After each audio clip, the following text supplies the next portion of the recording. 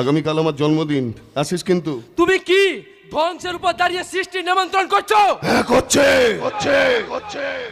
কারণ ধ্বংস না হলে সৃষ্টি হবে কি করে? সূর্য না ডুবলে চাঁদ উঠবে কি করে? জোয়ার না হলে ভাটা হবে কি করে? প্রকৃতি যখন তার নিজের স্বার্থ সিদ্ধির জন্য এত খেলা খেলে, আমি আমার স্বার্থ সিদ্ধির জন্য খেলা খেলবো না কেন? খোকা বাবু, মানুষ যে আজা নেই কমানো,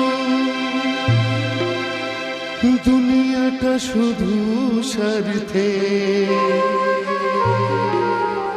পরাজ ভাইব সংসার পরিজন সবাই নিজের নিজে।